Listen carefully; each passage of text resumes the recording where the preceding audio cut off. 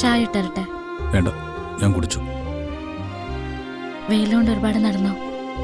ആ. മുഖം കണ്ടാലറിയാം. കുളിക്കുന്നോ ഇപ്പോ? ആ, കുളിക്കണം. കുറച്ച് കഴിയട്ടെ. ജോലി അന്വേഷിച്ചു പോയിട്ട് അതിന്റെ കാര്യം എന്താണെന്ന് താൻ ചോദിക്കാത്തെന്താ? അത് ചോദിക്കേണ്ട കാര്യം എന്താ? കിട്ടിയില്ലെന്ന് ആളെ കണ്ടാൽ തന്നെ അറിയില്ലേ? ആട്ടി ഓടിക്കുന്ന പോലെ പലരും. പരിചയമുള്ളവർക്കാണെങ്കിൽ ഒഴിഞ്ഞു മാറാനുള്ള മിടുക്ക് വേറെയും. എല്ലാ ആളുകളും നമ്മളെപ്പോലെ ആയിരിക്കോ? മൈൻഡ് ചെയ്യാത്തവരെ ചെയ്യണ്ട, സഹായിക്കാൻ തോന്നാത്തവരെ സഹായിക്കാൻ വേണ്ട. അതുകൊണ്ട് തോറ്റു കൊടുക്കാൻ പറ്റുമോ? വരുൺ വിചാരിച്ചാ ഒരു ജോലി കിട്ടാൻ ഒരു ബുദ്ധിമുട്ടും ഇല്ല. പിന്നെ ചെറിയ തടസ്സങ്ങളൊക്കെ ഉണ്ടാവും.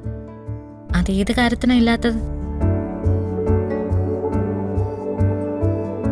ഇതിലൊന്നും തളർന്നു പോകേണ്ട കാര്യമില്ല.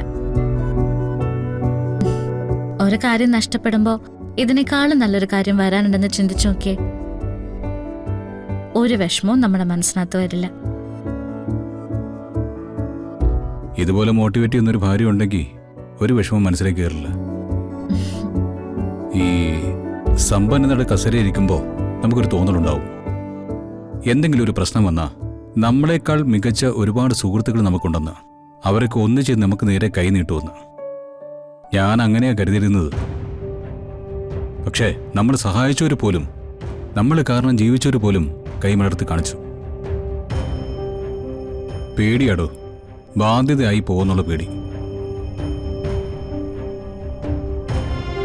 ഇത്ര പെട്ടെന്ന് ജോലി അന്വേഷിച്ച് മടുത്തു എന്നൊക്കെ വേണമെങ്കിൽ ചോദിക്കാം.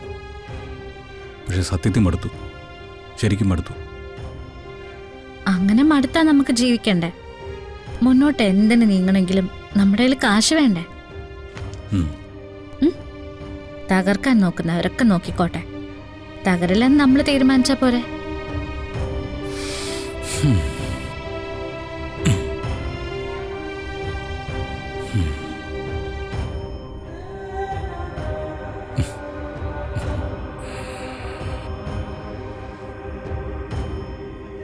ഈ രാജകുമാരൻ തോറ്റിട്ടില്ല, ഒരിക്കലും തോൽക്കയില്ല.